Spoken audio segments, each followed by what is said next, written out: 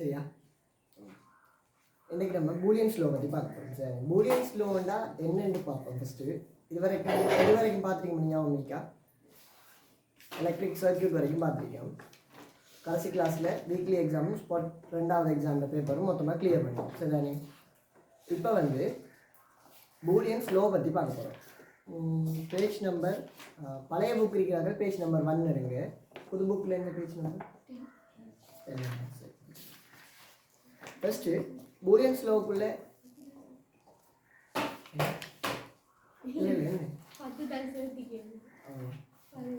அது நீங்கள் கொப்பியில் எழுதிங்க எல்லாம் நோட் செய்யுங்க. புக்காக மாற்றுங்க. சரி, பூலியன் ஸ்லோ உள்ளே போகிறதுக்கு முதல் ஃபஸ்ட்டு பூலியன் ஸ்லோ என்ன அதை எதுக்கு யூஸ் ஆகுன்றதை பற்றி பார்ப்போம். சர்க்கியூட்டுக்குள்ளே வர்றதுக்கு முதல் ஒரு வேலை வந்து ஒரு கார்பெண்டர் இருக்காருன்னு. சரியா? நம்ம மட்டக்களப்புலேயும் ஒரு கார்பெண்டர் இருக்கார், நம்ம ஊருக்குள்ளேயும் ஒரு கார்பெண்டர் இருக்கார். 2 பேருமே நல்ல ஒரே லெவல்லாம் வேலை செய்யக்கூடிய. நீங்கள் இப்போ வெட்டிக்கலோவில் இருக்கிறவர் வந்து ஒரு 4 நாளில் செய்வாருன்னா நம்ம ஊரில் இருக்கிறாள் வந்து ஒரு நாள்லேயே செஞ்சு வந்துடுவார். அப்படிப்பட்ட ஒரு வேலையை அங்கேருந்து அவருக்கு கூட காஸ்ட்யூம் பண்ணுறாருன்னு வைப்போம். வெட்டிக்கலோவில் இருக்கிறவர் அங்கேருந்து இங்கே வர செலவு திரும்ப அவர் நார்மலாகவே அவரோட சர்வீஸ் சார்ஜ் வந்து கூட வச்சுக்கொள்ளும். இப்போ நம்ம ஃபஸ்ட்டு வெட்டிக்கலோவில் இருக்கிற ஆளை கூப்பிட விரும்புவோமா, இல்லை நம்ம ஊரில் இருக்கிற நல்ல அவரை பார்த்துக்கொள்வோமா? ஊரில் இருக்கிறவரை தான் பார்ப்போம். ஏனெண்டா செலவு குறைய, அதே மாதிரி நேரமும் குயிக்காக வந்துடும். இதே தான் இங்கே சர்க்கியூட்ஸ்லேயும் என்ன நடக்க போகுதுன்னா, ஒரு சர்க்கியூட்டில் அவுட்புட்டை நம்ம ஏபிசி சக சிபி சக டி சக டி பார் சக ஏபி பார் சி என்று வச்சுக்கொள்வோம். சரியா? இது சமன் கியூ. இப்படி ஒரு சர்க்கியூட் இருக்குது. இப்போ நம்ம சர்க்கியூட்ஸில் பார்த்த மாதிரி இங்கே நம்ம எழுதியிருக்கிற எல்லாமே நம்மளோட லாஜிக்கலான ஐடியா தான். இதை வச்சு நம்ம கீற போகிறது மெயினான சர்க்கியூட், அதாவது சுவிட்சையும் மற்ற எலக்ட்ரிக்கல் எக்யூப்மெண்ட்ஸையும் கொண்ட ஒரு சர்க்கியூட் தான் கீற போகிறோம். இப்போ இவ்வளவு பெரிய ஒரு கோவை ஒன்று இருக்குது. சரியா? இதுக்கு சர்க்கியூட் கீறணும்னா அது கட்டாயம் பெருசாக தான் வரப்போகுது. பெருசாக வர டைம் அதுக்கு தேவைப்படுற கரண்ட் கூடவே இருக்க போகுது. அதே டைம் அது ஒரு வேலையை செஞ்சு எடுக்கிற டைமும் கூடையாக தான் இருக்க போகுது. ஹீட்டும் எக்ஸஸ் அமௌண்ட்டில் என்னது ப்ரொடியூஸ் ஆகும். இவ்வளோ கேட்ஸுக்குள்ளேயும் இப்போ எத்தனை என் கேட் வந்துட்டு, எத்தனை ஓர் கேட் வந்துட்டு, எத்தனை நோட் கேட் வந்துட்டு, இது அவ்வளோத்தையும் திரும்ப செய்கிறதுக்கு காசு வேணும். அதாவது எக்ஸஸ் அமௌண்ட்டில் மணி தேவைப்படும். இது எல்லாத்தையுமே குறைக்கிறதுக்காக சில லோஸை யூஸ் பண்ணி இந்த லாஜிக்கலாக எழுதப்பட்ட இந்த அவுட்புட்ஸை நம்ம குறைச்சி, இப்போ நான் சும்மா எழுதுறேன், உண்மையில சொல்லிக்கிறேன் என்ன எழுதுன்னு தெரியா, இப்படி என்று ஆக்கலாம். இப்படி ஆக்கிட்டோம்னா நம்ம இங்கே இத்தனை கேட்ஸ் யூஸ் பண்ண இடத்த ஒரு கேட் 2 கேட், வெறும் 2 கேட்டை வச்சு நமக்கு தேவையான இதே கியூவை உருவாக்கி கொள்ளலாம். இதுக்காக தான் பூலியன் ஸ்லோ யூஸ் பண்ணுவோம். பூலியன் ஸ்லோவை தாண்டி இன்னும் ஒரு மெத்தட் யூஸ் பண்ணுவோம். அதுக்கு பேர் வந்து கேமெப். இப்போ அந்த கேமெப்பை பற்றி ஃபஸ்ட்டு ஏன் நம்ம இங்கே படிக்கலைன்னா, கேமெப்பில் போட்டாலே உடனே விட வந்துடும். கேமெப்பை நீங்கள் ஃபஸ்ட்டிலே பழகிட்டீங்கன்னா இந்த பூலியன் ஸ்லோவில் அவ்வளோவா கணக்கு எடுக்க மாட்டேன். ஆனால் நீங்கள் எம்சிக்யூ செய்கிறதுக்கு உங்களுக்கு பெரும்பாலும் உதவ போகிறது வந்து இந்த பூலியன் ஸ்லோ தான். அதனால தான் நம்ம ஃபஸ்ட்டு பூலியன் ஸ்லோவை பற்றி படிச்சுட்டு அடுத்ததாக கேமெப் பற்றி படிப்போம். சரிதானே? இப்போ சொன்ன மாதிரி தான் பெருசாக இருக்கிற ஒரு கோவையை சுருக்கி சின்னதாக மாற்றுறதுக்கு 2 வழிகள் இருக்குது. ஒன்று அதில் பூலியன் ஸ்லோ, இன்னொன்று வந்து கேமெப். இப்போ இந்த பூலியன் ஸ்லோ யூஸ் பண்ணுறதுக்கான ரீசன்ஸ் வந்து அதான். இதை சுருக்கிறதுக்கான ரீசன்ஸ் வந்து செலவை குறைக்கலாம், ஹீட்டை குறைக்கலாம், டைமை மிச்சப்படுத்தலாம், இப்படிப்பட்ட சில நன்மைகள் இருக்குது. இதால் தான் இந்த நன்மையை கட்டாயம் உங்களுக்கு கேட்டு வராது. அப்படி கேட்டு வந்தால் எழுதி கொள்ளுவோம். சரிதானே? இது வரைக்கும் கேட்டு வரல என்ன யூசேஜ். இப்போ இந்த பூலியன் ஸ்லோ இதுக்காக தான் யூஸ் பண்ணுவோம். இப்படி சுருக்கின கோவைக்கு நம்ம இனி அங்கால ஒரு சர்க்கியூட் கீறுவோம். ஏபி என்று எடுத்துகிட்டு ஒரு சர்க்கியூட் கீறுவோம். அதே மாதிரி இதுக்கு ஒரு ட்ரிட்டபிளில் போட்டோம்னா அதுதான் அதுக்குரிய அவுட்புட்டாகவும் வரப்போகுது. இப்போ இந்த பூலியன் ஸ்லோன்னா என்னென்னு பார்ப்போம். சரிதானே? ஒரு புக் எடுத்துக்கொள்ளுங்களா. இவ்வளோ நேரம் சொன்னது பூலியன் ஸ்லோ எதுக்கு யூஸ் பண்ணுறோம் இல்லையா?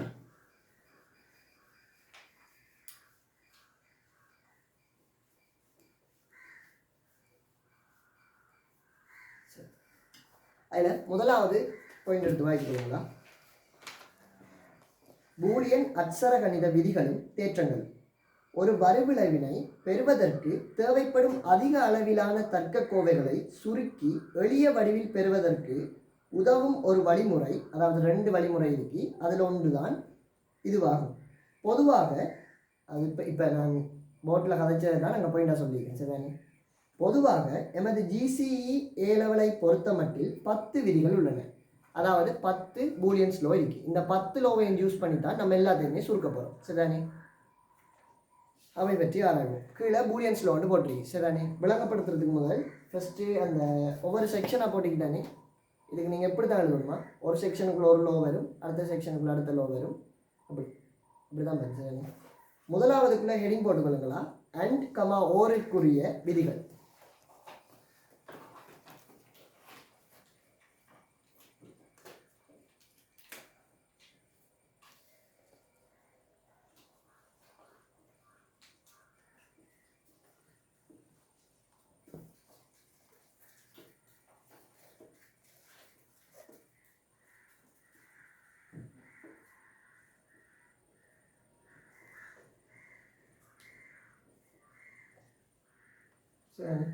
முதலாவது லோ வந்து அண்ட் ஓருக்குரிய விதிகள்.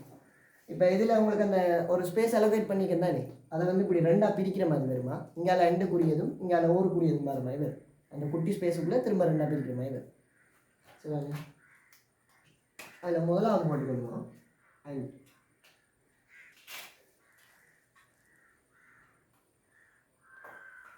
முதலாவது சந்தர்ப்பம்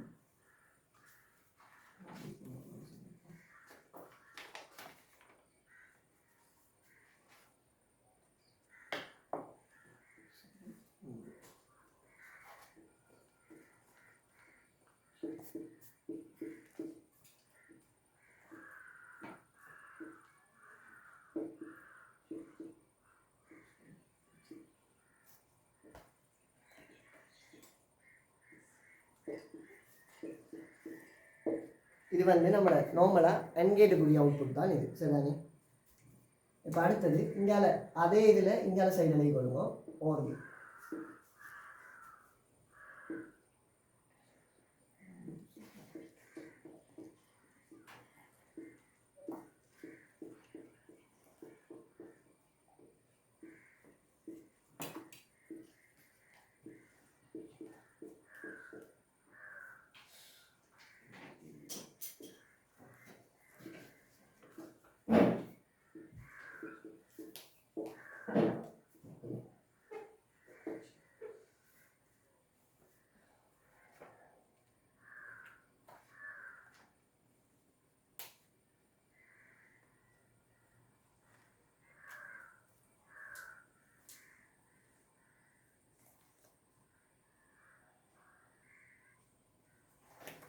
ஓகே, இந்த முதலாவது லோன்றது இது கிட்டத்தட்ட லோ ஒன்றுமே இல்லை.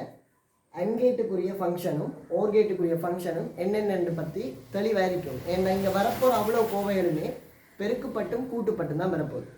அப்போ ஓர்கேட்ற ஃபங்க்ஷன் அன்கேட்ற ஃபங்க்ஷன் அதை பற்றி ரெண்டுமே கிளியராக இருக்கும். அதுக்காக தான் இந்த முதலாவது லோ பார்த்தோம். இப்போ 2வது பாக்ஸுக்குள்ளே எழுதி கொள்ளுங்க அடையாள விதி. அதாவது நீங்கள் படிக்க போகிற முதலாவது அட்வான்ஸ் லோ அடையாள விதி.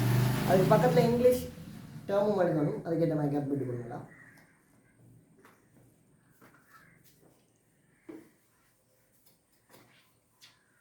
அடையாள விதி. அதுக்கு பக்கத்தில் இங்கிலீஷ் எழுதி கொள்ளுங்க. English term identity low.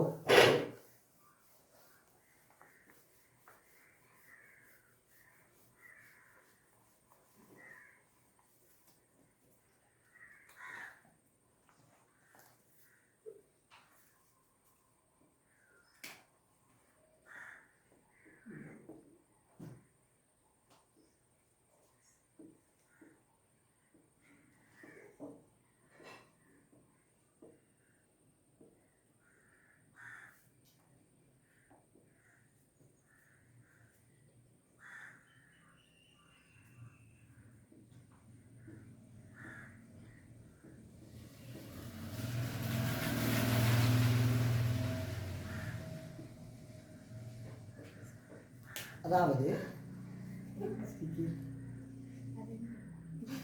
படிப்புக்குள்ள எங்கே வந்ததே பிந்தி. சரி, அடையாள விதி என்னண்டா இப்போ உங்களோட அடையாளத்தை உங்கள்கிட்ட கேட்டால் நீங்கள் என்னென்னு சொல்லுவீங்க? நேம சொல்லுவீங்க. அதே மாதிரி உங்களுக்கு இருக்கிற பண்புகளை சொல்லுவீங்க. நீங்கள் ஆடுற மகள் அப்படின்னு சொல்லுவீங்க. இன்னார அண்ணா இன்னார தம்பி தங்கச்சின்னு சொல்லுவீங்க. சரிதானே?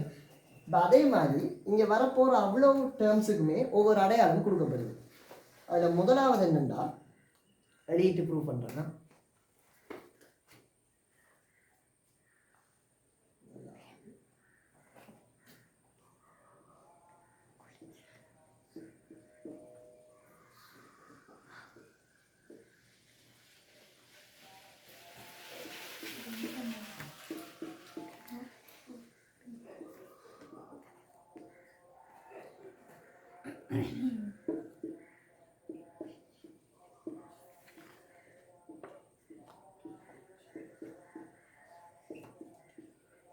சரிதானே? எழுதி கொடுங்க.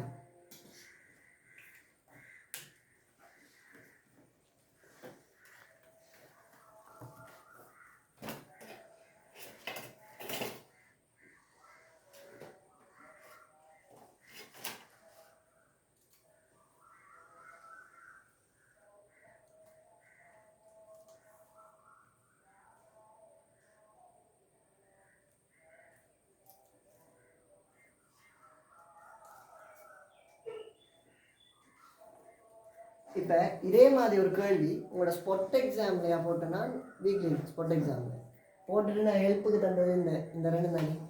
1 சத x = 1, 0 தர x = 0 இருந்தா ஏதோ அது மாதிரி ஒன்றா தந்தேன். சரியா? இப்போ அவரத்தை நான் சொல்லியிருந்த மாதிரி தான் இங்கே எக்ஸ்ன்றது எதுவாக வேணுமென்றாலும் இருக்கலாம். ஏ அடிக்கலாம், ஏ பார் அடிக்கலாம், பி அடிக்கலாம், பி பார் அடிக்கலாம், இல்லாட்டி அது ஒரு ஏபி பார், ஏபி சி, இப்படி எதுவாக வேணுமென்றாலும் இந்த எக்ஸ் இருக்கலாம். அப்படி இந்த எக்ஸ்ன்றது எதுவாக இருந்தாலுமே அதை ஒன்றால் பெருக்கிறோம்னா விட எக்ஸாக தான் பெருக்கும். இப்போ நார்மலாக நம்பர்ஸை வச்சு பார்க்கலாம். 5 தர 1 எத்தனை? 5. அதே மாதிரி 6 தர 1 6. அப்போ ஏ தர 1 எத்தனை என்று வரும்? ஏ என்று வரும். இப்போ ஏபி தர 1 ஏபி என்று வரும். அதே மாதிரி தான் இந்த எக்ஸ் தர 1ன்றது எக்ஸை தான் தரும். அதாவது இந்த எக்ஸ் வந்து எதுவாக இருந்தாலும் இருக்கலாம். ஏ இருக்கலாம், ஏ பாரா இருக்கலாம், பியா இருக்கலாம், இல்லாட்டி ஏபி முழுவதும் பாரா இருக்கலாம். அது என்னவா இருந்தாலுமே அது ஒன்னோட பெருக்கப்படுதுண்டா அதோட விடை வந்து அதாக தான் வரும். அதாவது எக்ஸ் ஒன்னோட பெருக்கப்படுதுண்டா எக்ஸாக தான் வரும். இதுதான் இங்கே சொல்லிக்கிற முதலாவது விஷயம். சரிதானே? இப்போ ரெண்டாவது விஷயத்துக்கு வரேன். 1 சத எக்ஸ் என்று எழுதிருக்கேன். சரிதானே? இங்கே இந்த எக்ஸ்ன்றது ஒரு மாறி, அதாவது ஒவ்வொரு சந்தர்ப்பத்திலையுமே ஒவ்வொரு பெருமதிகளை எடுத்துக்கொண்டு செல்லக்கூடிய ஒரு மாறி. சரிதானே? இப்போ எக்ஸ் எடுத்துக்கொண்டு செல்லக்கூடிய பெருமானங்கள் என்னென்ன? லாஜிக் கேட்ஸில் 1 0. இதை தாண்டி வேறு ஒரு பெருமானமும் எடுத்து போயிடலாம். இதுக்குரிய காரணங்கள்லாம் நம்ம முன்னாடி கிளாஸ்லேயே எக்ஸ்பிளைன் பண்ணிட்டேன். சரிதானே? இப்போ இந்த எக்ஸ் வந்து 0 எடுத்து போகலாம், இல்லாட்டி 1 எடுத்து போகலாம். இப்போ 1 சத 2 தானே இருக்கு. அப்போ இந்த 1ன்றது 2 சந்தர்ப்பத்திலையுமே மாறாது. இந்த எக்ஸ் எடுத்துக்கொண்டு செல்லக்கூடிய பெருமானங்கள் என்னென்ன? 0 1. இப்போ 1ஓட 0 கூட்டினா எத்தனை? 1. 1ஓட 1 கூட்டினா 1. அதே மாதிரி தான் இந்த 1ஓட எதை கூட்டினாலும் சரி, இந்த ஏபியை கூட்டினாலும் சரி, ஏயை கூட்டினாலும் சரி, பி பாரை கூட்டினாலும் சரி, இல்லை ஏபிசி என்றதை கூட்டினாலும் சரி, இந்த 1ஓட ஏதாவது ஒரு டேர்ம் வந்து கூட்டுப்படுதுன்னா விடை 1 தான் வரும். சரிதானே? அதைத்தான் இது சொல்லுது. அதாவது இதுன்ற அடையாளத்தை பற்றி சொல்லுது. இந்த 1ஓட இதை பெருக்கினமெண்டா அதுதான் வரும், 1ஓட இதை கூட்டினமெண்டா 1 தான் வரும். அதே மாதிரி இது சொல்ல தேவை. 0ஓட இதை பெருக்கினாலும் என்ன வரும்? 0 தான் வரும். 0ஓட 1 கூட்டினா என்ன வரும்? 1 வரும். 0ஓட 0 கூட்டினமெண்டா 0 வரும். அதைத்தான் இதில் சொல்லுது. சரிதானே? 0ஓட எக்ஸ்ன்றது ஏயா இருக்கலாம், ஏ பாரா இருக்கலாம், பியா இருக்கலாம், ஏபியா இருக்கலாம், இல்லாட்டி எதுவாக வேணுமென்றாலும் இருக்கலாம். 0ஓட 1 கூட்டுறோம்னா அந்த கூட்டுப்படுறது தான் வரும். இதுங்கிற அடையாளத்தை பற்றி சொல்கிறதால இது அடையாள விதி என்று சொல்லுவோம். சரிதானே? இப்போ நோட் பண்ணிக்கோங்க. நோட் பண்ணிட்டீங்களா? அடுத்த விதி எழுதி கொள்ளுங்க. கீழே இருக்கிற அந்த இங்கால இருக்கிற பாக்ஸா பரிவர்த்தனை விதி.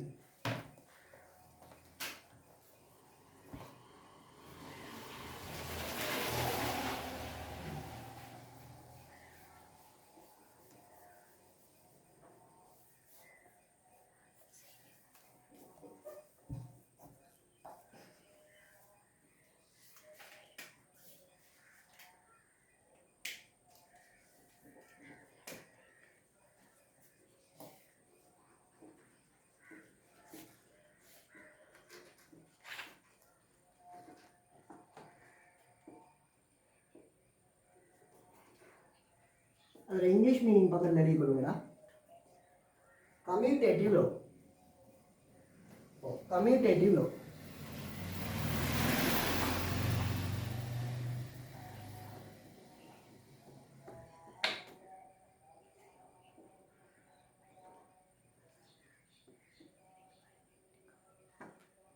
சரியா?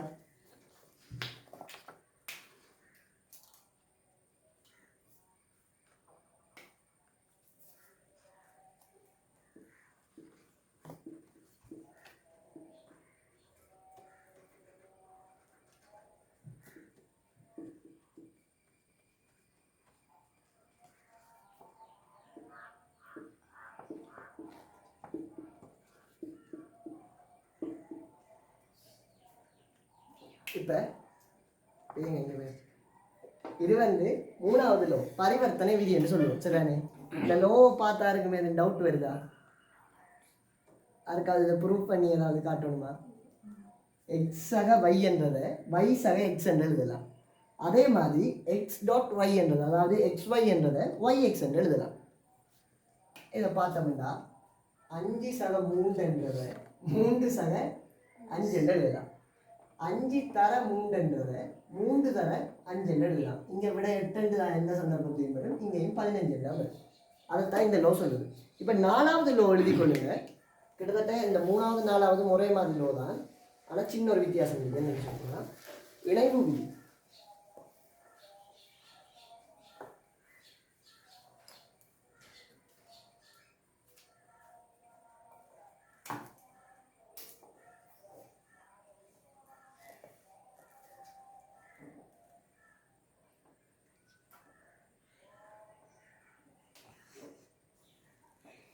இதுக்கு இங்கிலீஷ் எழுதி கொடுங்களா, அசோசியேட்டிவ் லோ. சரிதானே?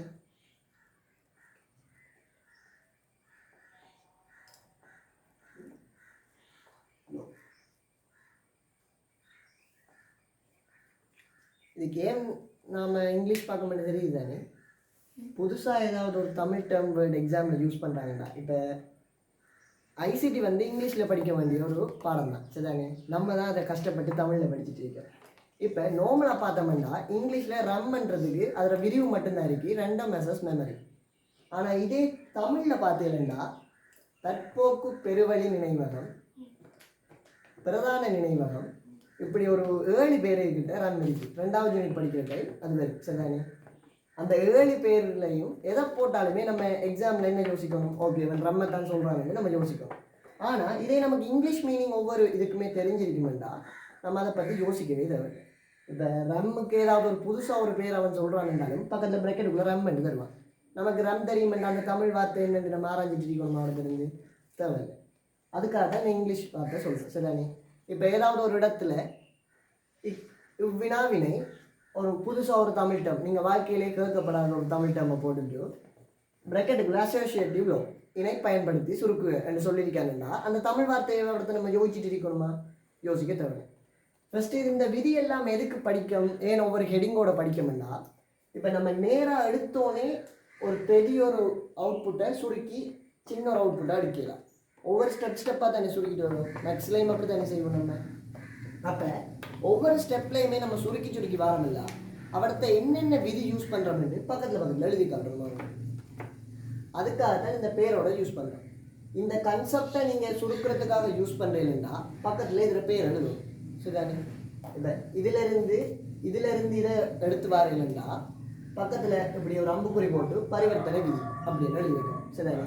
இப்போ இந்த இணைவு விதி என்றால் என்னென்னா, கிட்டத்தட்ட இந்த விதியும் பரிவர்த்தனை விதியும் ஒன்று தான். எப்படி வரும்னா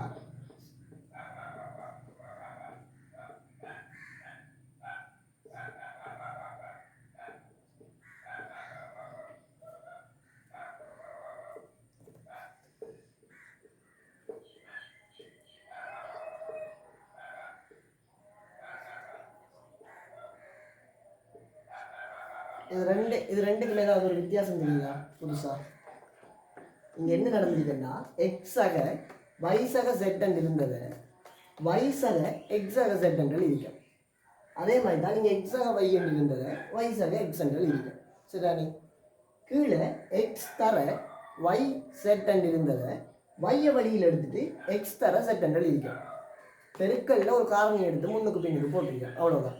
இதில் எப்படி நம்ம இணைவு விதியை கண்டுபிடிக்கிறது, இதில் எப்படி நம்ம பரிவர்த்தனை விதியை கண்டுபிடிக்கிறோம்னா சும்மா நார்மலாக இருக்கக்குள்ளே எடுத்து மாற்றி போடுறோம்னா அது பரிவர்த்தனை விதி. இதே பிரக்கெட்டுக்குள்ளே இருக்கிறவண்ட எடுத்து மாற்றி போடுறோம்னா அது இணைவு விதிக்குள்ளே வரும். சரிதானே? இந்த ரெண்டு விதியுமே நம்ம யூஸே பண்ண மாட்டோம், சும்மா தெரிஞ்சு வச்சுக்கணும். ஏன்னா இப்போ மாற்றி போடுறதுக்கும் நம்ம அவரது விதி சொல்லி கொண்டிருக்கணும் இல்லை. சப்கோர்ஸ் யூஸ் பண்ண வேண்டிய நிலைமை ஏற்படி இந்த விதி ரெண்டுல ஏதாவது ஒன்று பேரை கொடுக்கணும். இதுக்கு நீங்கள் எதிர பேரை கொடுத்தாலும் ஒன்றும் பிழை போட மாட்டாங்க. ஆனால் தெரிஞ்சு விடுவோம், பிரக்கெட்டுக்குள்ளே இருக்கிறத மாற்றி போட போகிற இல்லைண்டா அது இணைவு விதிக்குள்ளே வரும். சும்மா இருக்கிறத மாற்றி போட போகிற இல்லைண்டா பரிவர்த்தனை விதிக்குள்ளே வரும். சரிதானே? இப்போ அடுத்ததாக ஹெடிங் போட்டுக்கொள்ளுவோம். இதை நோட் பண்ணிட்டீங்களா?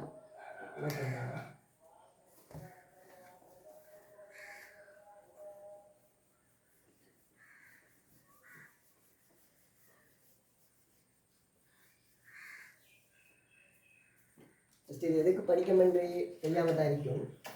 ஆனால் இப்போது கேள்வி செய்ய விளங்கு.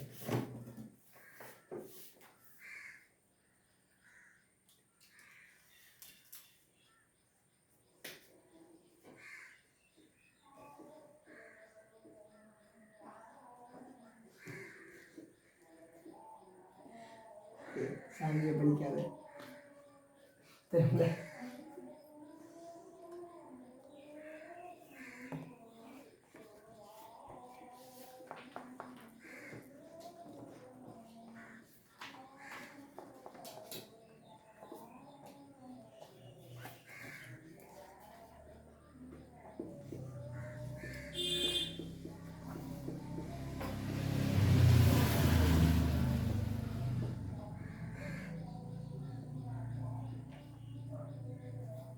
அடுத்தது ஹெடிங் போட்டுக்கொள்ளுங்க. அதாவது 5வது பாக்ஸ் உள்ள ஹெடிங் போட்டுக்கொள்ளுங்க. பரம்பல் விதி அல்லது பங்கீட்டு விதி. சரிதானே?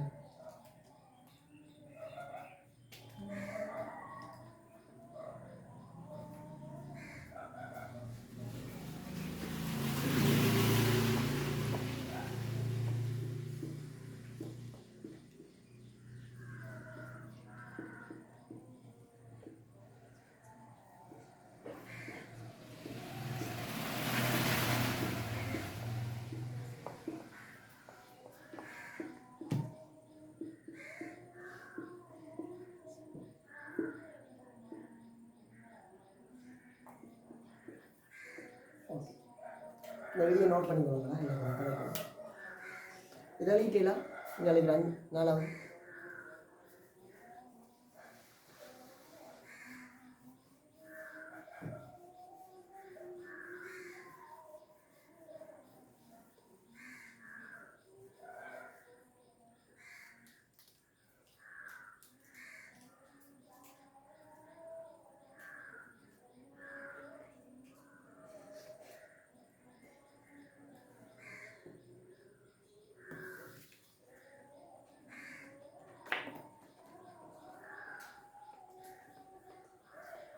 இந்த விதியை பற்றி கதைக்கிறதுக்கு இதை பாருங்களா.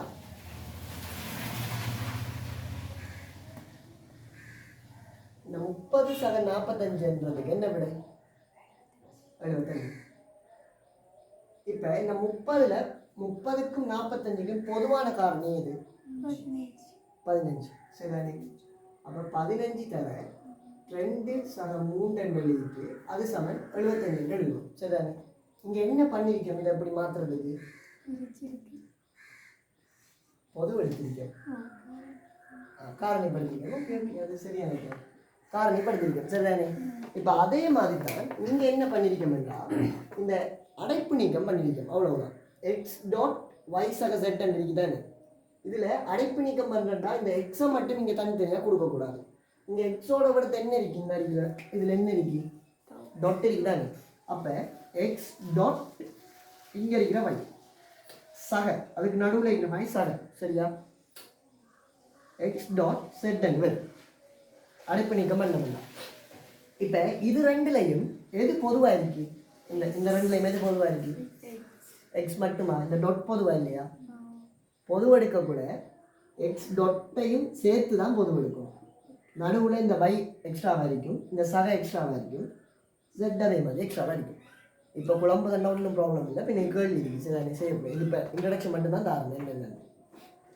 இப்போ நான் என்ன சொல்ல வரேன்னா, நீங்கள் பொது எடுக்கக்குள்ள மேக்ஸில் பொது எடுக்கிற மாதிரி எடுக்காமல், மேக்ஸ்லையும் இப்படி தான் ஆக்சுவலாக எடுப்போம். ஆனால் அங்கே நம்ம இதுக்கு இப்படி தான் எடுக்க மாட்டேன் தெரியாமல் எடுப்போம். இப்போ நடுவில் டாட் எடுத்தானே அங்கே நம்ம 2 தர 15 இருந்தது தான் நம்ம 15ஐயும் அந்த டொட்டையும் தெரிகிறதை எடுத்து தான் 2 இங்கே போட்டிருக்கோம், சரிதானே. ஆனால் நம்ம அதை பற்றி யோசிக்கல. ஆனால் இங்கே யோசிக்கணும். இங்கே நடுவில் என்ன இருக்கோ அதை அப்படி எடுக்கணும். இங்கே எக்ஸும் பொதுவாக இருக்கு, இந்த டொட்டும் பொதுவாக இருக்கு. அப்போ எக்ஸ் டொட்டை பொதுவாக எடுக்கணும். இப்போ அடைப்பு நீக்கம் பண்ண வேண்டாம், இந்த விட வரும், சரிதானே. அடைப்பு நீக்கம் பண்ண வேண்டாம், இது வரும். அதை திரும்ப பொதுவெடுத்த வேண்டாம், இது வரும். இப்படி பொது எடுக்கிறது, அடைப்பு நீக்கம் பண்ணுறது, அடைப்புகளை பிரித்து கொடுக்கறது, இதுகளோட சம்மந்தப்பட்ட விதியை நம்ம பங்கீட்டு விதி என்று சொல்லுவோம், சரிதானே. அதாவது இப்போ நீங்கள் ஒரு இடத்தை ஒரு கோவையை சுருக்கிறதுக்காக பொது எடுக்க போறீங்கன்னா அந்த இடத்தை போட வேண்டிய பேர் பங்கீட்டு விதி, சரிதானே. இப்போ இது விளங்கிட்டா, நீ எக்ஸ் டாட்டை மொத்தமாக கொடுத்துருக்கேன், உனக்கு ஒரு டாட் இருக்கா, டாட் இருக்கு. எக்ஸ் டாட் ஒய் சக எக்ஸ் டாட் செட். திரும்ப இது ரெண்டுலையுமே பொதுவாக இருக்கிறது இந்த எக்ஸும் டாட்டும். அது ரெண்டையும் பொதுவாக எடுத்தோம்னா இந்த ஒய் சக செட்ன்றது வரும், சரிதானே. விளங்கிட்டா. இப்போ அதே மாதிரி தான் இங்கே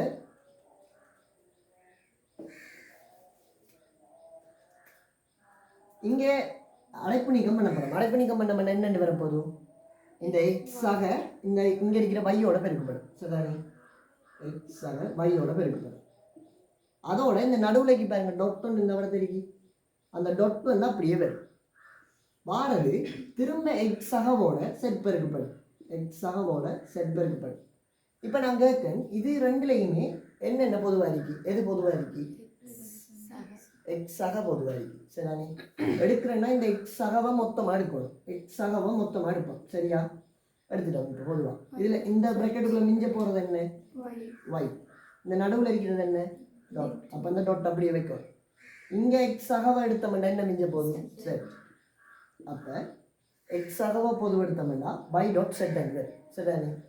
இப்போ இதை அடைப்பு நீக்கம் பண்ணோம்னா எக்ஸாக ஒய் நடுவில் இருக்கிற அந்த டாட் அப்படியே வர எக்ஸாக செட்டன் வரப்போகுது, சரியா. இது இப்படி அடைப்பு எடுக்கிறது, அடைப்பு நீக்கம் பண்ணுறது, இதுகளோட சம்பந்தப்பட்ட விதியை நம்ம பங்கீட்டு விதி என்று சொல்லுவோம், சரிதானே. இப்போ வெளியே இந்த ரெட்டான நீங்கள் நான் தேவையில்லை, இந்த அண்டர்லைன் பண்ண தேவையா, இந்த ரெண்டையும் வழிகாட்டாங்க.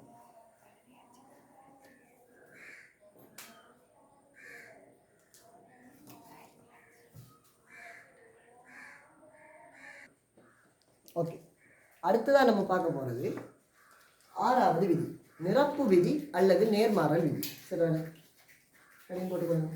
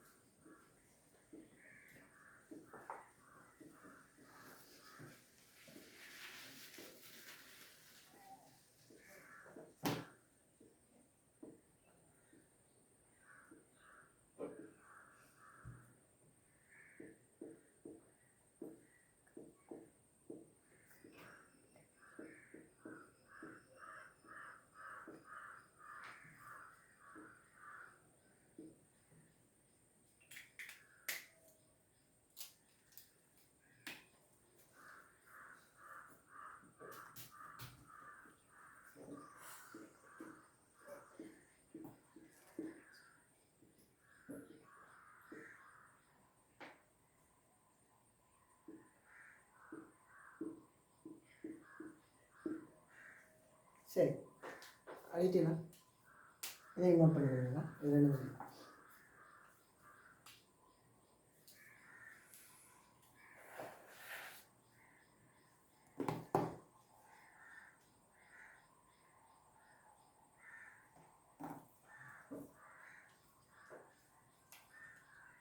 ஓகே, இங்கே பாருங்களா, குறித்த ஒரு சந்தர்ப்பத்தில் எக்ஸ் என்ற ஒரு மாறி இன்புட்டாக எடுத்துக்கொண்டு செல்லக்கூடிய பெருமானங்கள் என்னென்ன? 1 0. இப்போ எக்ஸ் வந்து 1 எடுத்து போகுதுண்டா எக்ஸ் பார் வந்து என்னவா வரும்? 0 வரும். எக்ஸ் வந்து 1 இருக்குன்னா எக்ஸ் பார் 0. இதே எக்ஸ் வந்து 0 இருக்குண்டா எக்ஸ் பார் என்னவா வரும்? 1 வரும். இப்போ எக்ஸ் சக எக்ஸ் பார் ஒரு குறித்த ஒரு சந்தர்ப்பத்தில் சரியா 0 சக 1 இருக்கலாம், இல்லாட்டி 1 சக 0 இருக்கலாம். இது ஓகேயா? என்ன குழப்பம் இருக்கா? இப்போ இது ரெண்டையும் கூட்டினா 1 சக 0 என்ன வரும்? 1. 0 சக 1 1. அப்போ எக்ஸ் சக எக்ஸ் பார் என்ன வரும்? 1. இங்கே இந்த எக்ஸ்ன்றது ஏபி ஆയിരിக்குமெண்டா அங்கே வர வேண்டியது ஏபி முழுவதின் பார் சரியா? எக்ஸ்ன்றது இப்போ ஏபிசிடி பார் இருக்கேன்டா எக்ஸ் பார் வந்து எப்படி வரணும்னா ஏபிசிடி பார் முழுவதின் பார் என்று வரணும் சரியானே? ஒரு நார்மலாக இருக்கிற மாறியும் அதில் முழுவதின் பாரம் கூட்டுப்படுதுண்டா விடை 1 தரும் சரிதானே? அதே மாதிரி இப்போ பார்த்து கொடுப்போம்.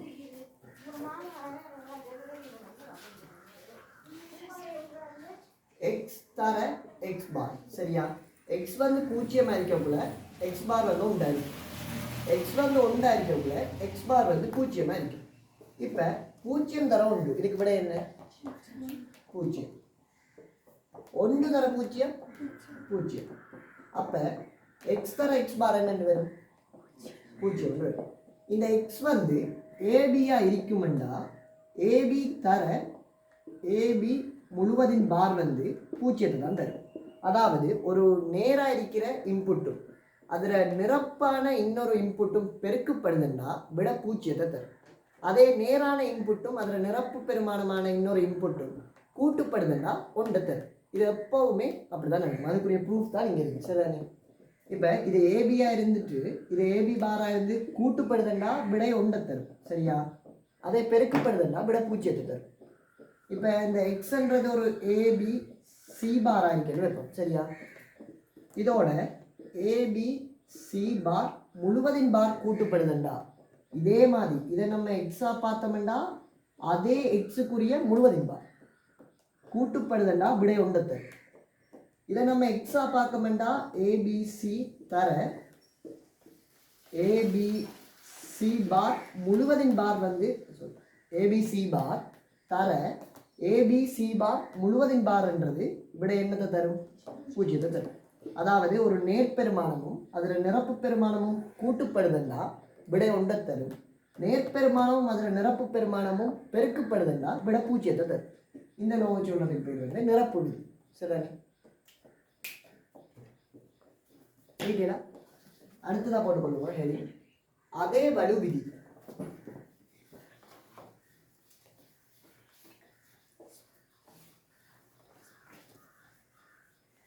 அதே வலு விதி சரியா?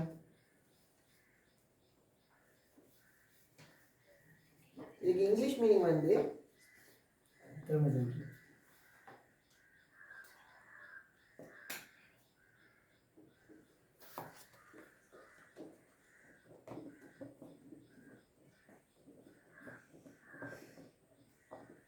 இது இங்கிலீஷ் மீனிங் வந்து ஐடம் பொட்டன்ட் லோ சரிதானே? மாற்றி வாய்ச்சிருக்கணும் அவமானப்படுத்திக்கிறேன். ஒரு சார் வந்து கேட்டார் தம்பி இந்த லோட இங்கிலீஷ் பேர் இருந்தாரு ஐட்டம் போட்டன்ல வந்து சொல்லிட்டேன். அண்டையில் இருந்த அந்த சார் என்ன எப்போ பார்த்தாலுமே சாதியை தான் பார்க்காரு. சாதியை பார்க்கறது மீன்ஸ் ஒரு மான குறைச்சலை பார்க்காருன்னு சொல்லுவாங்க. ஐடம் பொட்டன் லோ சரிதானே? மாற்றி வாய்ச்சிருக்கோம்.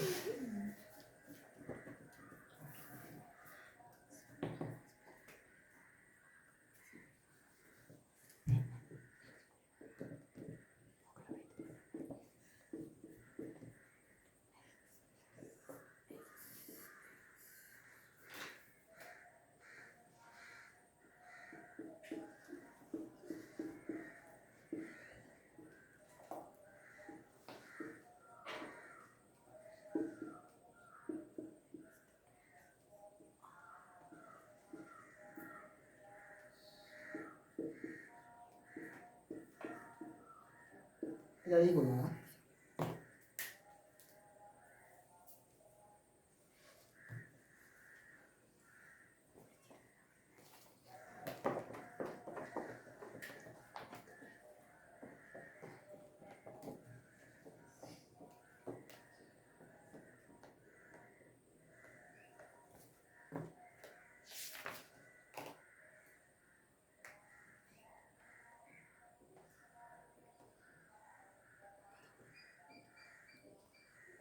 ஓகே பாருங்களா, இப்போ எக்ஸ்ன்றது எடுத்துக்கொண்டு செல்லக்கூடிய பெருமானம் என்னென்ன? 0 1. 0 சக 0 என்ன விட வரும்? 0 தான் வரும். 0 தர 0 என்ன வரும்? 0 தான் வரும். 1 சக 1 என்ன வரும்? 1 வரும். 1 தர 1 1 வரும். இதைத்தான் இந்த இது சொல்லுது. எக்ஸ் பார்ன்றது 0ஆகவும் இருக்கலாம் 1ஆகவும் இருக்கலாம். அதுக்கேற்ற மாதிரி எக்ஸ் வந்து 1ஆகவும் இருக்கலாம் 0ஆகவும் இருக்கலாம். 1 சக 1 1 தான் தரும். 0 சக 0 0 தான் தரும். 1 தர 1 1 தான் தரும். 0 தர 0 0 தான் தரும்.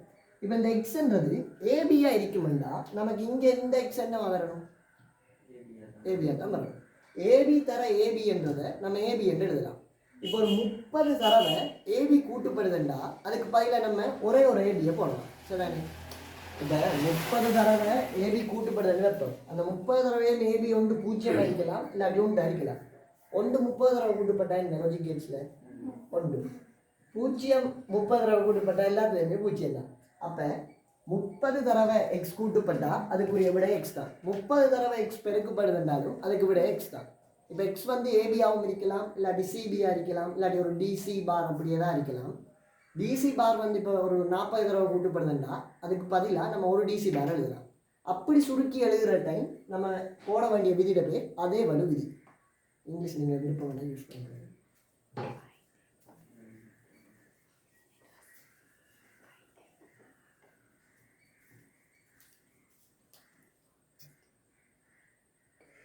ஓகே, இப்போ 8வது விதி வந்து இரட்டை நிரப்பு விதி. ஹெடிங் போட்டுக்கோங்களா?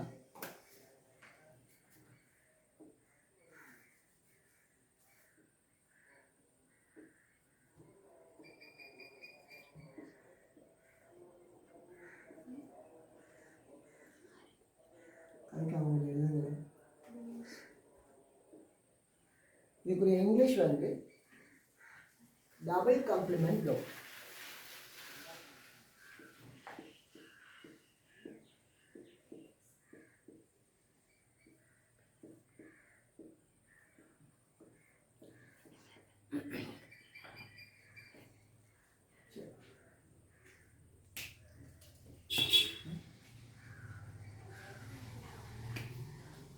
மொழி கொடுங்களா?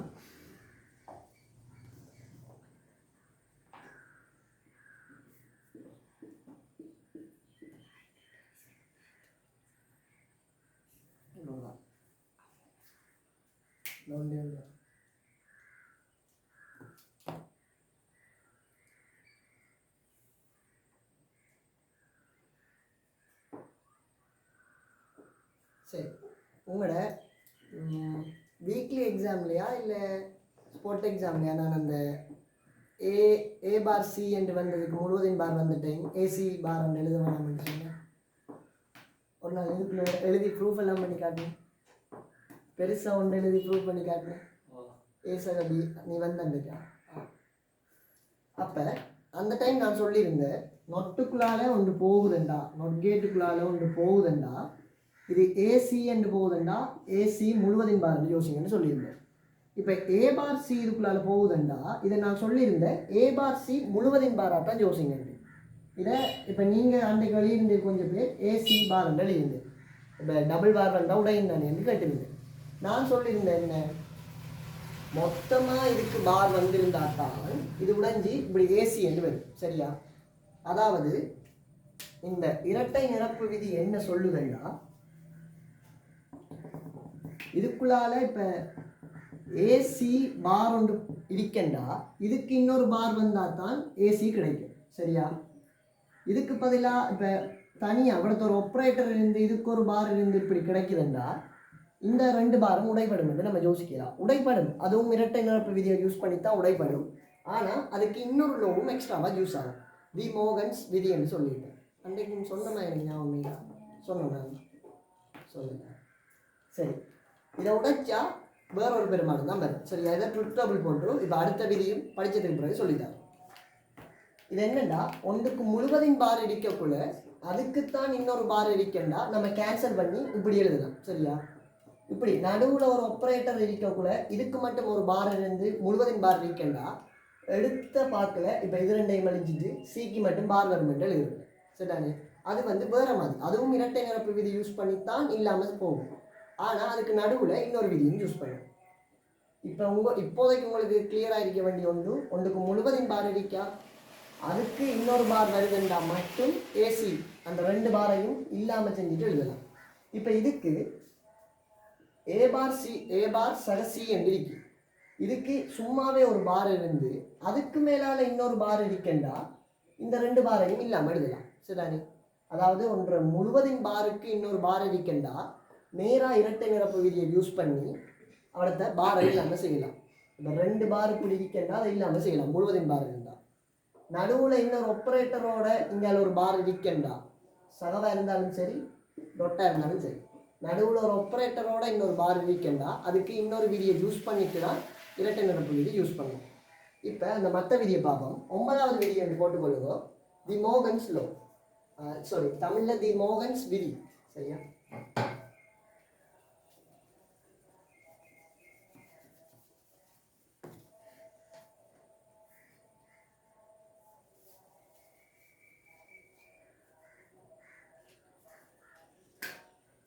ஒன்பதாவது விதி தி மோகன்ஸ்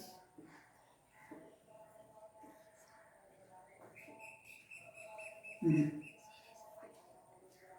அதாவது பிரக்கெட்டுக்குள்ள என்ன வேணும்னா தி மோகன்ஸ் லோ. ஏன் இருக்கு இவ்வளோ நேரம் ஒழுங்கா ஒரு விதியில் பேர் வந்த ஏன் இப்போ இப்படி ஒரு ஆள்ற பேர் வருதுன்னா அந்த ஆள் தான் இதை கண்டுபிடிச்சது. சரிதானே? எப்படி விசையை நியூட்டன் கண்டுபிடிச்ச டைம் அதுக்கு பேர் அது அளவுக்கு பேர் நியூட்டன் வச்சாங்களோ அது ஏதோ ஒரு ரீசன் அவர் கண்டுபிடிச்ச ஏதோ உண்டாலாம் நியூட்டன் வச்சார் அப்படிங்கோ. அது மாதிரி இந்த விதியை கண்டுபிடிச்சவர் வந்து டி மோகன் என்றோம்.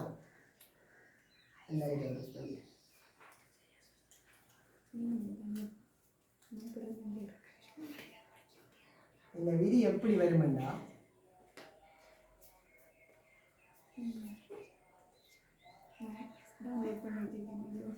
கலைக்க வேணும்.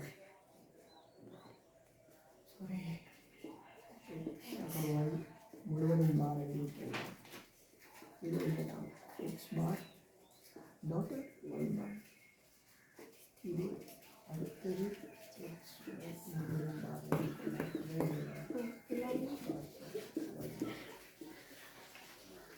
எழுதிக்கொள்ளங்களா? பின்னாடி போடாது முன்னுக்கு என்ன எழுது.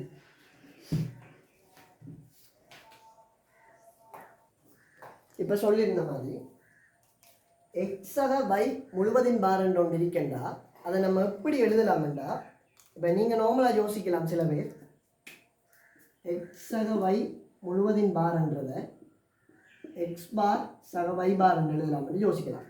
அந்த எக்ஸாம்லையும் இதே தான் நீங்கள் சொன்னேன் சண்டை பிடிச்சனோட இருந்து. சரிதானே? அப்போ இதை ஏன் இப்படி உடைக்கம் பண்ணுறதுக்கு முதல் இதை எப்படி இப்படி உடைக்கம் பண்ணுறதுக்கு முதல் டொட்டபிளில் ப்ரூவ் பண்ணி காட்டுறோம். எக்ஸ் ஓகே எக்ஸ் ஒய் என்று 2 இன்புட் இருக்கு. இதுக்குரிய பெருமானங்கள் 0 1 0 1 0 0 1 1. இப்போ எக்ஸாக வையும் எழுதுவோம், எக்ஸாக வை முழுவதின் பாரும் எழுதுவோம். அதே மாதிரி எக்ஸ் பார் சக வை பாரும் எழுதுவோம். சரியா? இப்போ எக்ஸாக வை என்றதுக்கு பெருமானம் என்ன? 0 1 1 1. சரியா? இப்போ எக்ஸாக வை முழுவதின் பாருங்கிறதுக்கு 1 0 0 0. சரியா? இப்போ எக்ஸ் வந்து 0 இருக்கக்குள்ள எக்ஸ் பார் வந்து என்ன இருக்க போதும்? 1 இருக்க போதும். அப்போ 1 சக 1 1 1 சக 0 1 சக 0 1 0 சக 1 1 0 சக 0 0. இப்போ நல்லா பாருங்க.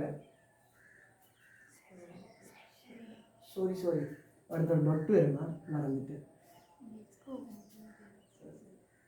டொட்டு வரும். இப்போ 1 தர 1 என்ன வரும்? 1 என்று வரும். 1 தர 0 0 என்று வரும். 0 தர 1 0 என்று வரும். 0 தர 0 0 என்று வரும். இப்போ நல்லா பாருங்களா, இதுவும் இதுவும் சமனாக இருக்கா இல்லை இன்னொன்று மனிதோமே ஏற்கனவே நான் சரி இப்போ ஏற்கனவே எனக்கு சரியா இதுக்கு என்ன விட நமக்கு வந்து 1 1 1 0 இல்லை. ஓகே, இப்போ நல்லா பாருங்க, இதை நம்ம ஃபஸ்ட்டு நீங்கள் சொன்னதின்படி இப்படி யோசிச்சேன் சரிதானே. நான் சொன்னது இந்த விடையை தான் நான் சொன்னேன். நான் உங்களுக்கு எக்ஸாம்பிளுக்கு எழுதினேன், நீங்கள் இப்படி சொல்லுவே இல்லை எழுதினதை பார்த்து எழுதிட்டு வைக்கிறேன். இப்போ இதுவும் இதுவும் ஒன்றா இருக்கா இல்லை இதுவும் இதுவும் ஒன்றா இருக்கா?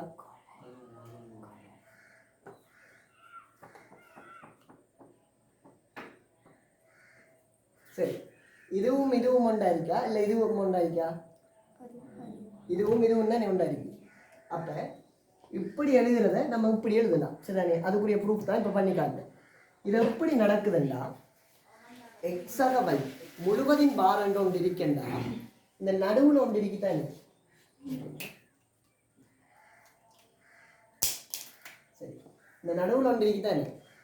இந்த நடுவில் இருக்கிறது ப்ளஸ்ஸாக இருக்குமெண்டா அதை டொட்டாக மாற்றணும். டொட்டாக இருக்குமெண்டா ப்ளஸ்ஸாக மாற்றணும் சரிதானே. இப்போ இங்கே என்னவா இருக்கு? ப்ளஸ்ஸாக இருக்கு. அப்போ அதை டொட்டாக மாற்றணும்.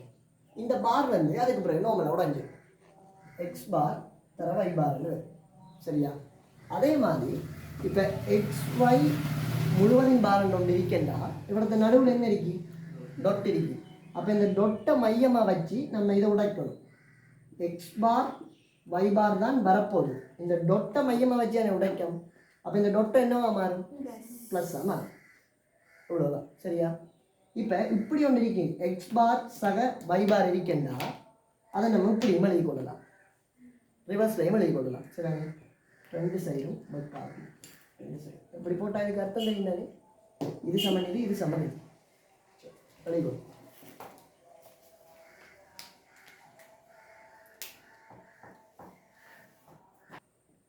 சரி, இப்போ 10வது லோ, அதாவது கடைசி லோ வந்து நம்ம பார்க்க போகிறது மிகைமை விதி, ரிடண்டன்சி லோ சரிங்க. 10வது லோ மிகைமை விதி.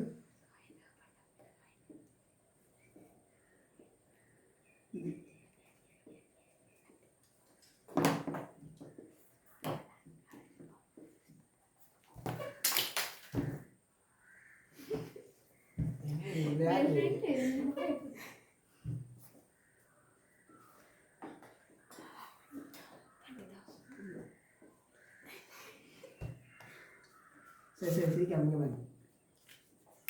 இதை எழுதிட்டு இப்போ அடுத்த எழுத போகிறேன் எழுதிக்கொள்ளுங்களா. நான் ஏற்கனவே சொன்ன மாதிரி தான், நடுவால் பிரித்து இங்கால ஒன்று வரப்போ தான் அங்கே ஒன்று வரப்போ.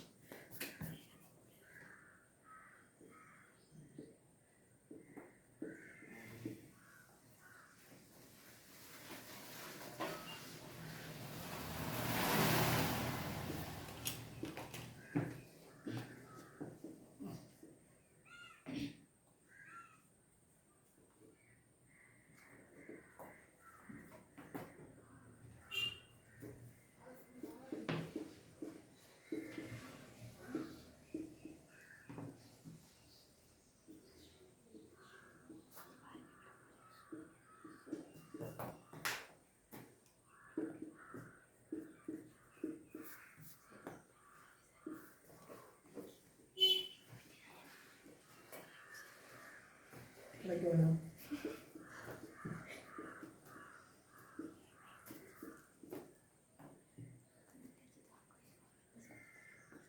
கிடைக்க வேணும்.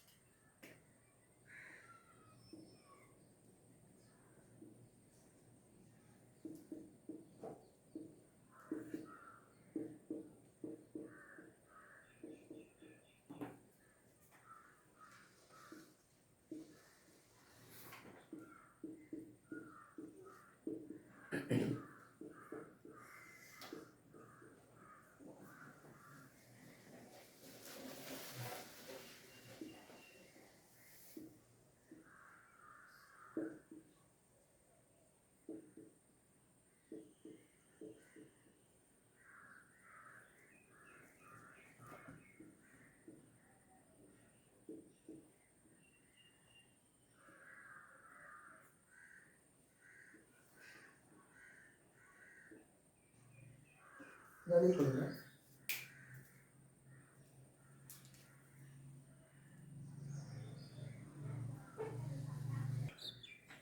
நல்லா பாருங்களா. இப்போ நான் இதை பற்றி கதைக்கிறதுக்கு முதல் ஃபஸ்ட் இதுக்குரிய ப்ரூஃபை செஞ்சு காட்டிட்டு இதை பற்றி கதைக்கிறேன். சரி, இங்கே எக்ஸ் பார் என்ன மாதிரி வரும்? என்ன மாதிரி வரும் எக்ஸ் பார்? எக்ஸ் பார் என்ன மாதிரி?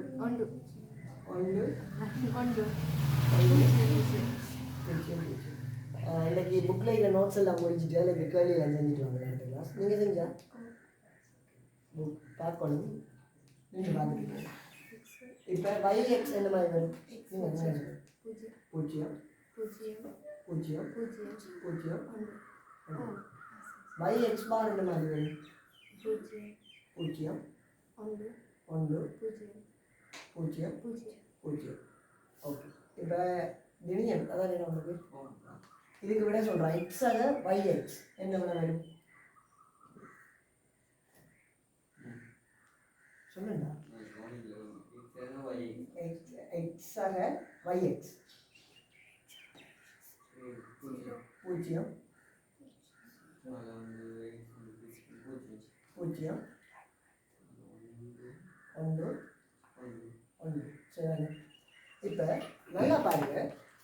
எக்ஸ் இங்கே இருக்கு, எக்ஸாக YX இங்கே இருக்கு. சரியா? இப்போ எக்ஸ் இதில் எது மேட்சிங்காக ஒரே மாதிரி இருக்கு?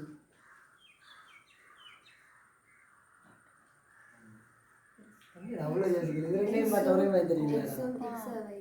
எக்ஸும் எக்ஸாக YX அதைத்தான் நீங்கள் சொல்லியிருக்கேன். எக்ஸாக YXன்றது எக்ஸுக்கு சமனாக இருக்கும். இது ஏன் சமனாக இருக்குன்றதுக்குரிய காரணம் இங்கே இருக்கு. அதுக்குரிய ப்ரூஃபை இப்போ சமன் காட்டும். சரி, இப்போ நல்லா பாருங்களா. இங்கே ஒரு மாறி இருக்கணும்,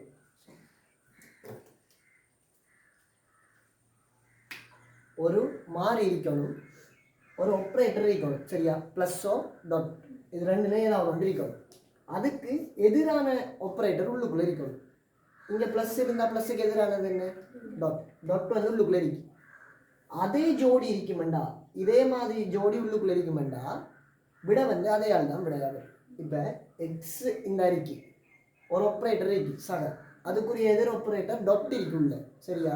இப்போ அதே இப்படி டொட் இருந்து இங்கே சக இருக்கேன்டா இது மிகைமை விதிக்குள்ளே வந்துடும். வடிவம் ஒன்றா வடிவம் ரெண்டான்னு கண்டுபிடிக்கிறதுக்கு தான் ஒரே ஆள் இருக்கா இல்லை எதிர் ஜோடி இருக்கான்னு பார்க்கணும். ஃபஸ்ட் இது மிகைமை விதிக்குள்ளே இது வரணுமெண்டா இங்கே ப்ளஸ் இருக்கணும், இல்லாட்டி டொட் இருக்கணும். அதுக்கு எதிரானது உள்ளுக்குள்ளே இருக்கணும். இங்கே ப்ளஸ் இருக்கேன்னா இங்கே டொட் இருக்கணும், இங்கே டொட் இருக்கேன்னா இங்கே ப்ளஸ் இருக்கணும். சரிதானே?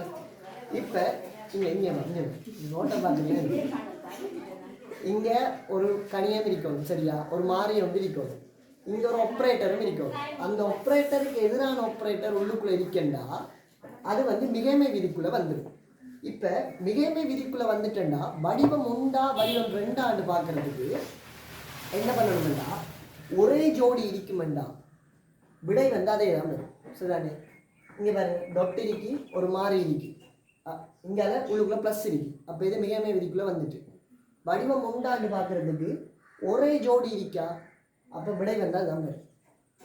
ஒரு மாறி இருக்கி, சரியா? ஒரு மாறி இருக்கி, ஒரு ஆப்ரேட்டர் இருக்கி, அந்த ஆப்ரேட்டருக்குரிய எதிர் ஆப்ரேட்டர் உள்ளுக்குள்ளே இருக்கு. அப்போ இது வந்து மிகைமை விதிக்குள்ளே வந்துட்டு. இப்போ இது வடிவம் உண்டா வடிவம் ரெண்டாண்டு பார்க்குறதுக்கு பார்க்கணும் அதே ஜோடி இருக்குல்ல, அப்போ விட வந்து அதே ஆள் தான். இப்போ அதைத்தான் அங்கே செஞ்சு காட்டிக்க. எக்ஸ் வந்து இங்கே இருக்கு, எக்ஸாக YX என்ற இடம். இப்போ இது வந்து ஒரு மாறி. சரியா? இது வந்து ஒரு மாறி, இது வந்து ஒரு ஆப்ரேட்டர். இந்த ஆப்ரேட்டருக்கு எதிரான ஆப்ரேட்டர் டாட் உள்ளுக்குள்ளே இருக்கு. இங்கே ப்ராக்கெட் இல்லாட்டியும் நம்ம ப்ராக்கெட் இருக்கிற மாதிரி யோசிச்சு கொள்ளலாம். இங்கே இருக்கிற ஆப்ரேட்டருக்கு எதிரான ஆப்ரேட்டர் உள்ளுக்குள்ளே இருக்கு. அப்போ இது வந்து மிகைமை விதிக்குள்ளே வந்துட்டு. இப்போ இது வடிவம் ஒன்றா வடிவம் ரெண்டாண்டு கண்டுபிடிக்கிறதுக்கு எக்ஸில் எதிர் பார்ட்னர் இருக்காரு, எக்ஸில் அதே பார்ட்னர் இருக்காரு. அப்போ விடை வந்து என்ன? அதே ஆள் தான் விடையாது. எக்ஸில் அதே ஃபேமிலி உள்ளுக்குள்ளே இருக்கேன்டா எக்ஸ் தான் விடையாது. சரிதானே? இப்போ இன்னொன்றும் யோசிக்கலாம். இங்கே பாருங்களா, எக்ஸாக YZ இருக்கேன்டா இது மிகைமை விதிக்குள்ளே வருமா? இல்லை. ஏன்னா எக்ஸோ எக்ஸ் பாரோ இங்கே இருந்தால் தான் ஃபஸ்ட் அது மிகைமை விதிக்குள்ளே வரும். அதுக்குள்ளே திரும்ப மிகமை விதிக்குள்ளே அது ஓகே ஃபிக்ஸ்டாக வருதான்னு பார்க்குறதுக்கு ஒரு மாறி இருக்கி அதுக்குரிய ஆப்ரேட்டர் இருக்கி அதுக்கு எதிரான ஆப்ரேட்டர் உள்ள இருக்கி அப்போ இது மிகமை விதிக்குள்ளே வரப்போகுது. இது மிகமை விதிக்குள்ளே வரப்போகுது. இப்போ ஒரே மாதிரி வடிவம் ஒன்றா வடிவம் ரெண்டான்னு கண்டுபிடிக்கிறதுக்கு தான் என்னென்னு பார்ப்போம். இங்கே எக்ஸ் இருக்கு, இங்கேயும் எக்ஸ் இருக்கு. அப்போ இது வந்து வடிவம் ஒன்று. வடிவம் ஒன்றுக்குள்ள ஒரே இது வருமெண்டா இங்கே எக்ஸ் வரும். சரிதானே? அதே ஆள் தான் விடையாக வருவேன். இப்போ இதுக்குரிய ப்ரூஃப் தான் இந்த பண்ணி காட்டுங்க. சரியா? இப்போ இது அவ்வளோ எழுதி கொள்ளுங்க. எழுதிட்டீங்களா? எழுதி. இப்போ மற்றதுக்குரிய ப்ரூஃபை செஞ்சு காட்டுறாங்க.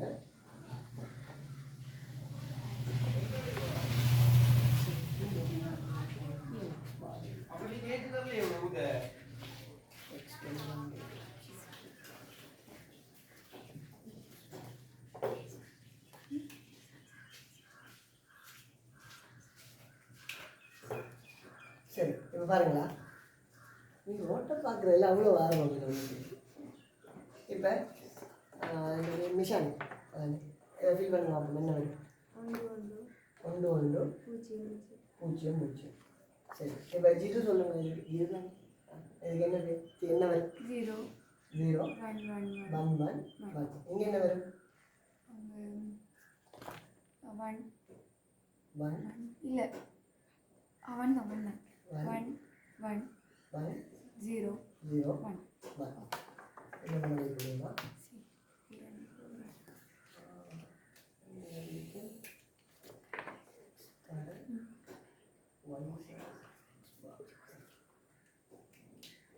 இப்போ இதுக்கு விட சொல்லுங்க. அப்போ xy 0 0 0 0 0 0 1. இதுக்கு என்ன விட? 0 இந்த இந்த இந்த இந்த ரெண்டு 0 0 0 0 0 1 1. சரியா? இப்போ இதில் எதுவும் ஒன்றா இருக்கு. இதுவும் xy. சரிதானே? இப்போ அதே தான் இந்த வடிவம் 2ல் என்ன சொல்லியிருக்கேன்னா,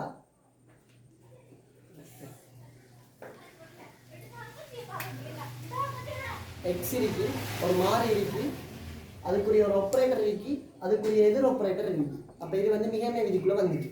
இப்போ வடிவம் ஒன்று இருந்தால் இவரது என்ன இருந்திருக்கணும்? எக்ஸ் இருந்திருக்கணும். இங்கே எக்ஸ் பார் இருக்கு. அப்போ இது வந்து வடிவம் 2. இதை எப்படி எழுதுறேன்னா, இங்கே இருக்குதானே நம்மளோட மெயினான ஒரு ஆள், அவரையும் அவருக்கு பக்கத்தில் இருக்கிற அந்த ஆப்ரேட்டரையும் அப்படி எழுதணும். இவரது ஒரு டொட் இருக்கு. சரியா? அவரையும் அந்த ஆப்ரேட்டரையும் அப்படி எழுதணும். இங்கே அந்த எதிர் ஜோடி இருக்குதானே எக்ஸ் பார், அதோட ஒன்று இருக்குமல்ல வையண்டு, அந்த வையை அவர் தெளிவிடும். இப்போ இதுக்கு மோயா சொல்லுங்க, எப்படி வரும் நினைக்கிறேன். இப்போ இது மிகமை விதிக்குள்ள ஃபர்ஸ்ட் வந்துட்டா வந்துட்டு எப்படி சொல்கிறேன்? வந்துட்டு ஒரு மாறி இருக்கி, ஒரு ஆப்ரேட்டர் இருக்கி, அதுக்குரிய எதிர் ஆப்ரேட்டர் உள்ளுக்குள்ளே இருக்கு. அப்போ இது வந்து மிகமை விதிக்குள்ளே வந்துட்டு. இது வடிவம் ஒன்றா வடிவம் 2? வடிவம் 2. ஏனெண்டா ஒரே ஜோடி இருந்தால் தான் இது வடிவம் 1. இப்போ வேறு வேறு ஜோடி இருக்கிறதால இது வடிவம் 2. சரியா? இப்போ இதுக்கு எப்படி விட எழுதுற? இந்த மாறி அப்படி எழுதணும், அதோட இதுக்கு பக்கத்தில் இருக்கிற அந்த ஆப்ரேட்டர் அப்படி எழுதணும், அதோட உள்ளுக்குள்ளே அந்த எதிர் ஜோடி இருக்குதானே அதோட இருக்கிறாங்க அப்படி தூக்கி போட்டு விடணும். உங்களோட என்ன டொட் இருக்கா ப்ளஸ் இருக்கான்னுலாம் யோசிக்கிட்டவங்க. இந்த ஜோடியை தூக்கி கடைசியாக போடணும். வடிவம் 2 இங்கே முன்னுக்கு இருக்கிறாங்களா அப்படியே போடணும். இப்போ இது 2ஐயும் ஃபில் பண்ணுங்க ஆகும், இது 3ஐயும் ஃபில் பண்ணுங்க ஆகும். இதை வந்து மிஷான் சொல்லுங்க. என்ன இதுக்கு விட? X bar plus y. Okay, இது சொல்லுங்க. இது எக்ஸ் டாட் y. ஓகே, கேஷனா சொல்லுங்க. இது x bar dot y. Okay, இது பாருங்க. நான் ரெடியாக என்ன பண்ண சொல்லலாம்.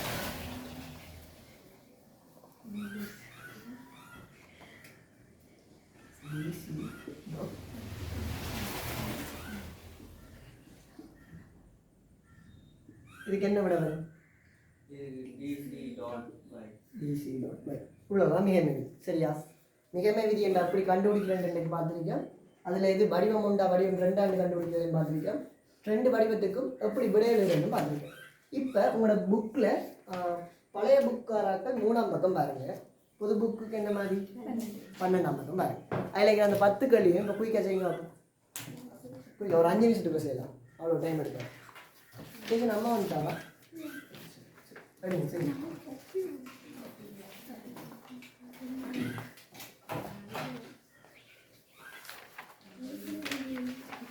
இல்லை ஒரு 5 நிமிஷம் தான் கேள்வி புரியாது.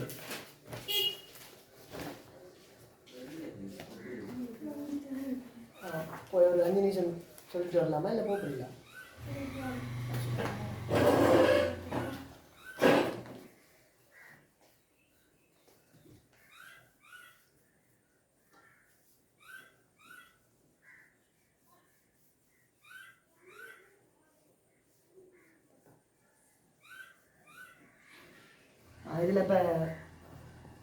இதில் இப்போ மிகைமை விதிக்குள்ளே ஒன்று வராதுண்டா இல்லை என்று பக்கத்தில் எழுதுங்களா? இப்போ அந்த கன்செப்ட் வந்து மிகைமை விதிக்குள்ளே வராதுண்டா பக்கத்தில் இல்லை என்று எழுதிக்கணும். சரியா? மிகைமை விதிக்குள்ளே வருமெண்டா அதுக்குரிய சுருக்கின ஃபார்ம் எழுதிக்கணும்.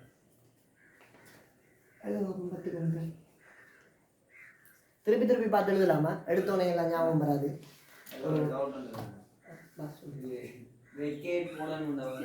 பிரக்கெட் கட்டாயம் போடணும்னு அவசியம் இல்லை. உனக்கு ஈஸியாக விளங்கி கொள்றதுக்காக நீ பிரக்கெட் போடலாம். அப்படி இல்லாட்டி சும்மாவே போட்டுக்கொள்ளலாம். ஆனால் இப்போ கூட்டுப்படுற ஒரு இது வந்து இன்னொன்னோட பெருக்கப்படுறதுனா கட்டாயம் பிரக்கெட் போடணும். சரிதாங்க?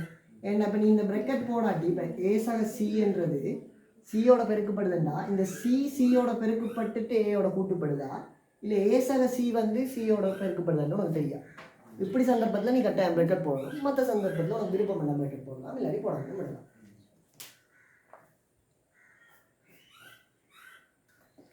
ஓகே, கேள்வியை பார்ப்போம்.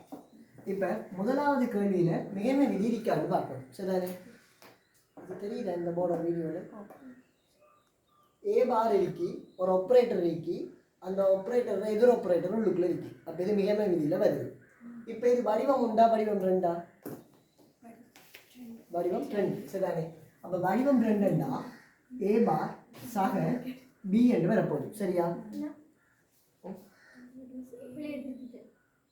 சரி, ஓகே. நான் வீடியோ அனுப்பிவிடுறேன். டவுட்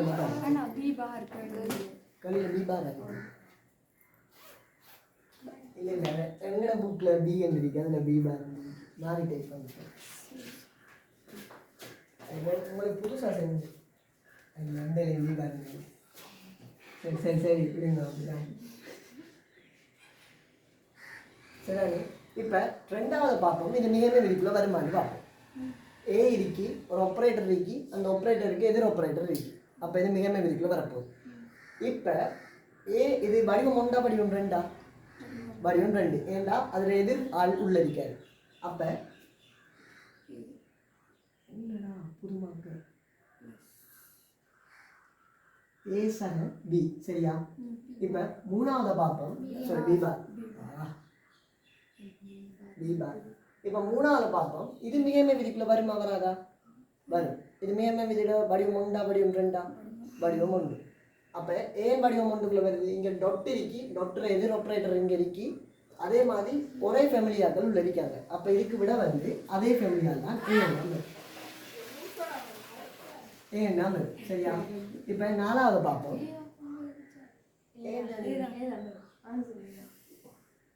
இங்கே பேர் ஏ இருக்கி டொட் இருக்கி டொட்டர் எதிர் ஆப்ரேட்டர் ப்ளஸ் உள்ள இருக்கி. அப்போ இது மிகைமை விதிக்குள்ள வருது. சரிதானே? இப்போ ஏ இருக்கி உள்ளேயுமே தான் இருக்கு. அப்போ ஒரே ஃபேமிலியாக்கள் வந்தால் ஒரே ஃபேமிலியால் தான் விடையாக வரும். சரிதானே? எதிர் நிகர்மாறு வந்தால் தான் அதையோட பக்கத்தில் இருக்கிற ஜோடியை சேர்த்துடணும். இப்போ நாலாவது பார்த்தீங்கன்னா இது மிகைமை விதிக்குள்ள வருமா? வருமா? வருமாக்குமா? வரும். எந்த வடிவத்துக்குள்ள வரும்? ரெண்டாவது வடிவத்துக்குள்ள வரும். எந்த கல்வியில பிள்ளை தான் வரும் பிள்ளை. சரி, நல்லா பாரா. இது எப்படி எழுதலாம்னா ஏ பார் இருக்கி. சரியா? ஒரு டொட் இருக்கி ஆப்ரேட்டர் உள்ளுக்குள்ள அதில் ஃபேமிலி ஆள் இல்லாட்டி அதில் ஃபேமிலியிட மத்தாள் ஏ இருக்கி. இப்போ சக இருக்கி. சரியா? அப்போ டொட் இருக்கி சக இருக்கி. இது மிகைமை விதிக்குள்ள வரப்போகுது. இந்த இடத்துல பிரக்கெட் உனக்கு எப்படி யூஸ் ஆகும்னா இதை நீ பி சக சி என்று யூஸ் பண்ணலாம். இந்த இது எப்படி உருவாயிடுச்சு? நம்மளோட மூணாவது லோ நம்ம படித்த மூணாவதா ரெண்டாவதா? மூணாவது லோ பரிவர்த்தனை விதி. பரிவர்த்தனை இணைவு விதி.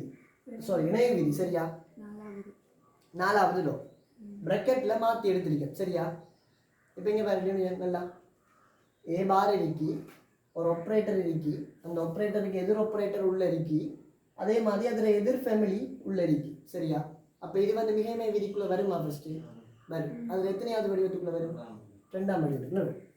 அப்போ இதுக்குரிய விடை வந்து ஏ பார் டாட் பி சக சி. சரியா? இப்போ அடுத்தது வந்து 5ஆவது.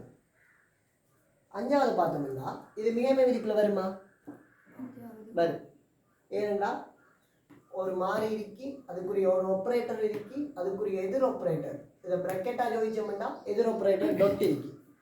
இது மிகைமை விதியில வடிவம் உண்டா வடிவம் ரெண்டா? வடிவம் ரெண்டு. அப்போ என்ன விட ரெண்டுன்னு சொல்லு. ஏ பிளஸ் பி சி டி பார். ஓகே, இதுதான் இது பிரிவடி. இப்போ 6ஆவதை பார்ப்போம். ஏ பார் இருக்கி, ஒரு ஆப்ரேட்டர் இருக்கி, அதுக்குரிய எதிர் ஆப்ரேட்டர் உள்ள இருக்கி. அப்போ இது மிகைமை விதிக்குள்ள வருமா? வராது. ஏனெண்டா அந்த ஏயோட சம்பந்தப்பட்ட ஆக்களே உள்ள இல்லை. அப்போ இதுக்கு விதி இல்லை. சரியா? இப்போ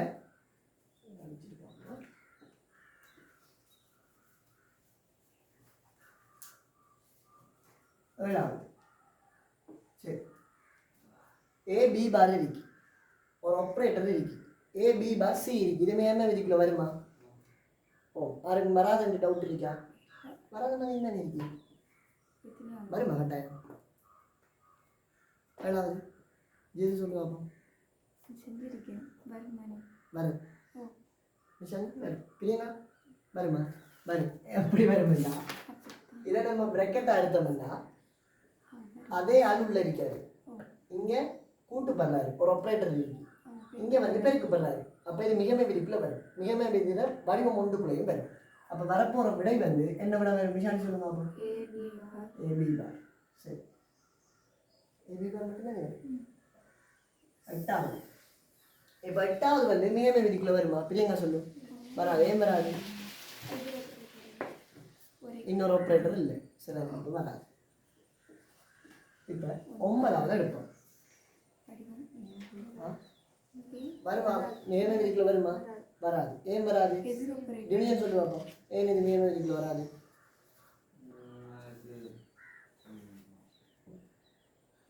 ஒன்பதாவது. அதான் ஏன் வராது?